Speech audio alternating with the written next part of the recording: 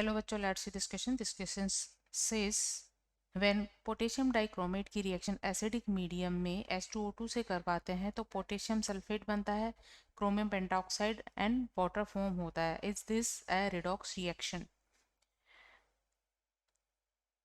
की concept for this question is जब acidic medium में पोटेशियम डाइक्रोमेट की रिएक्शन H2O2 से करवाते हैं तो यहाँ CrO5 फॉर्म होता है जो एसिडिक मीडियम में फर्दर स्ट्रेंड करने पर क्रोमिक सल्फेट का फॉर्मेशन करता है। तो इस रिएक्शन को हम इस तरह से लिख सकते हैं K2Cr2O7 रिएक्शन करवा रहे हैं H2O2 से एसिडिक मीडियम में और फॉर्म होता है K2SO4 प्लस CrO5। तो यहाँ क्रोमियम का पेंटॉक्साइड बनता है जो एक पेरोक्साइड फॉर्म होती है। ये एक पेरोक्साइड फॉर्म होती है और एक साइक्लिक फॉर्म है, इसलिए इस ईथर जैसे स्ट्रक्चर होती है, इसलिए इसको ईथर कहा जाता है। CrO5 एसिडिक मीडियम में, एसिडिक मीडियम जो ऑलरेडी यहाँ H2SO4 की प्रेजेंस की वजह से है, एसिडिक मीडियम में अगर इसको स्टैंड किया जाए ऑन स्टैंडिंग ये क्रोमिक सल्फेट में रिड्यूस हो जाता है। ये रिड्यूस हो जाता है chromic sulphate Cr2SO4 whole thrice chromic sulphate में ये कन्वर्ट हो जाता है। और जब ये क्रोमिक सल्फेट में कन्वर्ट होता है तो इसकी ऑक्सीडेशन स्टेट में चेंज हो जाता है। इसे हम ऑक्सीडेशन नंबर को कैलकुलेट करके प्रूव कर सकते हैं। सो K2Cr2O7 में क्रोमियम का ऑक्सीडेशन नंबर निकालने के लिए इसमें प्रेजेंट सभी एटम्स के ऑक्सीडेशन नंबर का सम करेंगे जो 0 के इक्वल होगा, क्योंकि ओवरऑल स्पीसीज पर कोई चार्ज नहीं है। पोटेशियम एल्कली मेटल है और इन पर हमेशा +1 चार्ज डेवलप होता है। 2 पोटेशियम एटम पर होगा 2 × +1।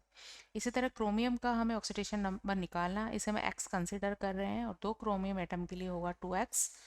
ऑक्सीजन यहाँ ऑक्साइड की फॉर्म में है और ऑक्साइड फॉर्म में इन पर -2 चार्ज डेवलप होता है, तो 7 ऑक्सीजन एटम पर होगा 7 × -2 और ओवरऑल चार्ज इन पर 0 है। सो ये कैलकुलेट करने पर यहाँ x वैल्यू मिलती है +6। सो यहाँ क्रोमियम पर +6 चार्ज अवेलेबल है।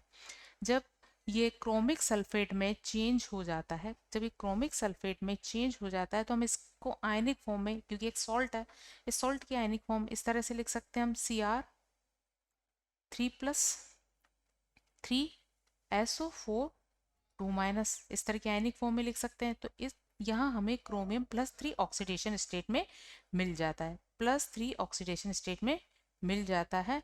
इट मीन्स यहाँ क्रोमियम का हुआ है रिडक्शन, लेकिन साथ में किसी एक एलिमेंट का यहाँ रिडक्शन भी हुआ है। सो हम अगर H2O2 की बात करें तो H2O2 एक पेरोक्साइड है और पेरोक्साइड में ऑक्सीजन की ऑक्सीडेशन स्टेट, इसे हम कैलकुलेट कर लेते हैं। H2O2 हाइड्रोजन का इन जनरल ऑक्सीडेशन नंबर +1 होता है। 2 हाइड्रोजन एटम के लिए होगा 2 × +1। ऑक्सीजन के लिए इसे हम x कंसिडर करें, 2 ऑक्सीजन एटम के लिए होगा 2x। ओवरऑल स्पीसीज पर चार्ज 0 है। सो यहाँ हमें x वैल्यू मिल जाती है -1, मतलब पेरोक्साइड में ऑक्सीजन पर -1 चार्ज है। लेकिन जब CrO5 एसिडिक मीडियम में क्रोमिक सल्फेट में चेंज होता है तो साथ में यहाँ बनती है ऑक्सीजन बनती है और किसी भी एलिमेंट की फ्री स्टेट में इसका ऑक्सीडेशन नंबर 0 होता है। इट मीन्स यहाँ ऑक्सीजन की ऑक्सीडेशन स्टेट में चेंज आया है, -1 से ये चला गया है 0 में। तो ऑक्सीजन का हुआ है यहाँ ऑक्सीडेशन और क्रोमियम का हुआ है रिडक्शन। सो यहाँ रिडक्शन हुआ है किसका? क्रोमियम का +6 ऑक्सीडेशन स्टेट से +3 स्टेट में, और ऑक्सीडेशन हुआ है H2O2 में प्रेजेंट ऑक्सीजन, जो कि एक पेरोक्साइड फॉर्म है। इसे हम इस तरह से लिख सकते हैं O2 2 माइनस ये चेंज हो गया है O2 में, तो यहाँ 2 इलेक्ट्रॉन लूज किए गए हैं और जहाँ इलेक्ट्रॉन लूज होते हैं वहाँ ऑक्सीडेशन होता है। तो यहाँ ऑक्सीडेशन रिडक्शन दोनों प्रोसेस साइमल्टेनियसली हुए हैं, इसलिए ये एक रिडॉक्स रिएक्शन है। Hope you understood it well. Best of luck.